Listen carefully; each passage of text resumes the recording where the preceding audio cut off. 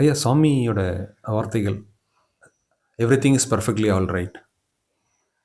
இது வந்து ஆரம்ப காலகட்டத்தில உங்களுக்கு புரியாதப்போ, சாமி ஒரு வித்தியாசமான ஒரு உங்கள போய் உங்க பிரதர பார்க்க சொன்ன அந்த சம்பவம். உங்க பிரதர் டாக்டரா இருக்காங்க. அங்க போய் பார்த்துட்டு வான்னு சொல்லும்போது, இது உங்களுக்கு புரிய வச்ச அந்த தருணம் என்னங்க? நான் அப்போ ரொம்ப சிரமத்தில் இருந்தேன். வாழ்க்கையினுடைய சிரமங்கள்னா முழுமையான சிரமங்கள். பசினா என்னன்னு தெரியும், தங்கக்கூடிய இடத்தினுடைய அந்த வேல்யூ தெரியும், ஒரு குளிரில் ஒரு போர்வையினுடைய தேவை என்னன்னு புரியும், ஒரு சூடான ஒரு காஃபி எப்படி இருக்குங்கிறது தெரியும். ஆனால் எதுவுமே கிடைக்காத ஒரு சூழ்நிலை பிளாட்ஃபாரத்தில் கிடந்த மாதிரி இருந்த எனக்கு சுவாமிகிட்ட போகும்போது ஒரு ஆறுதல் கிடைக்கும். ஆனால் சாமியுடைய சொற்கள் எனக்கு புரியாது. சுவாமி சொல்லுவார், whatever happens happens by the will of my sweet will of my ஃபாதர்ம்பார். Whatever happens happens by the will of my father. So nothing is wrong in this world, everything is perfectly all ரைட்ம்பார். எதெல்லாம் நடக்குதோ எல்லாம் தெய்வ சித்தப்படி தான் நடக்குது. இந்த தெய்வ சித்தப்படி நடக்கக்கூடிய எல்லாமே சரியாகவே நடக்குது. ஏன்னா எங்கள் அப்பா ஒரு காலமும் தப்பு பண்ண மாட்டாருன்னு சொல்லுவார். எனக்கு இது புரியவே புரியாது. நான் அந்த கஷ்டப்பட்டுருக்கேன், பசிக்குது, தங்க இடம் இல்லை, உடுத்த உடை இல்லை, செய்ய பணி இல்லை, கையில் காசு இல்லை, நான் பஞ்ச பராளி மாதிரி சுற்றிட்டுருக்கேன். இது எப்படி எல்லாமே சுவாமி தான் செய்கிறாரு, எல்லாமே ஆண்டவன் தான் செய்கிறாருன்னா, ஆண்டவன் இந்த மாதிரி என்னை அள வச்சு பார்க்க வேண்டிய அவசியம் என்ன இருக்குது? இதுதான் சரியான இருக்குது, சரியான தான் எல்லாமே நடக்குதுன்னு இது எப்படி சொல்ல முடியும்? அப்போ என் வாழ்க்கையில் நடக்கிறதெல்லாம் சரியாக தான் நடந்துகிட்டு இருக்கா? இந்த கேள்விகள் நிறைய வந்து கிடந்தது. அப்போ சாமிகிட்ட நம்ம இதை பற்றி கேட்கலான்னு ஒரு எண்ணம், ஆனால் ஒரு பயம். அந்த மருந்து குடிச்சிட்டு சாமி காப்பாற்றினதுக்கப்புறம் சாமிகிட்ட அவ்வளோ சரளமாக பேசுகிறது எல்லாம் குறைஞ்சி போச்சு.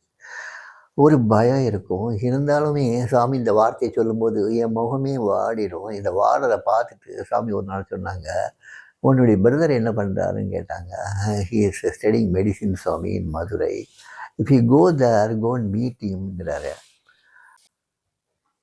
தம்பி போய் பார்க்குறதுக்காக போகிறேன். அங்கே போய் பார்க்குறதுனா அனாட்டமி ஹாலை பார்க்கணுன்னு விருப்பப்படுறேன். என்னோடய விருப்பத்தை தம்பிகிட்ட சொல்கிறேன். சொல்லும்போது அந்த ஹாலுக்கு போகிறதுக்கு நிறைய ஒரு பெர்மிஷன்லாம் வாங்கணும், போகணும். அந்த ஹாலுக்கு போனாலும் ஒன்றாலும் அதை தாங்க முடியாது, பார்க்க முடியாது. உனக்கு வாமிட்டிங் வந்துடலாம், மயக்கடித்து விழுந்துடலாம். அவ்வளோ மோசமான செய்திகள் அந்த பிரேதங்கள்லாம் இருக்கும். அந்த பிரேதங்களை வந்து எல்லாருமே அந்த இது ஆராய்ச்சி பண்ணிகிட்ருப்பாங்க. அதனால் வேண்டாமேங்கிறான். இல்லைடா நான் பார்க்கணும், எனக்கு ரொம்ப ஒரு ஆர்வமாக இருக்குது, அதனால் அந்த பிரேதங்கள்லாம் பார்க்கணுன்னு சொல்கிறேன். கூட்டு போகிறான். அங்கே ஒவ்வொரு பிரேதங்களையும் வந்து எண்ணெயில் முக்கி வச்சு அது கெட்டு போகாமல் இருக்கிறதுக்காக எண்ணெயில் முக்கி வச்சு ஒரு திண்ணில் படுக்க வச்சுருப்பாங்க. ஒரு தின் தலைப்பகுதியை ஓப்பன் பண்ணி ஆராய்ச்சி பண்ணிகிட்டு இருப்பான் அங்கே உள்ள ஸ்டூடெண்ட்ஸு, பிஜி பண்ணக்கூடியவங்க. இன்னொருத்தர் வந்து அப்டாமன் போர்ஷனை ஓப்பன் பண்ணி பார்த்துக்கிட்டு இருப்பான். இப்படி நிறைய பேர் நிறைய விஷயங்களில் ஒவ்வொரு ஆராய்ச்சி பண்ணிக்கிட்டு இருந்தாங்க. இந்த அப்டாமன் போர்ஷனை ஓப்பன் பண்ணி பார்த்துக்கிட்டு இருந்த பக்கத்தில் போய் பார்த்தா அந்த அப்டாமன் போர்ஷனை ஓப்பன் பண்ணி வச்சுருக்காங்க. அப்படி ஒரு கன்ஜஷன்னா இப்படி அப்படி கன்ஜஷன் இல்லை, அவ்வளோ மோசமான கன்ஜஷன். அவ்வளவு குழப்பமாக சிறுகுடல் கிடக்கு, அது கிடக்கு, இது கிடக்கு, உள்ளே என்னென்னமோ கிடக்கு. இந்த போர்ஷன்லேருந்து இந்த போர்ஷனுக்குள்ளே என்னென்னமோ கிடக்கு.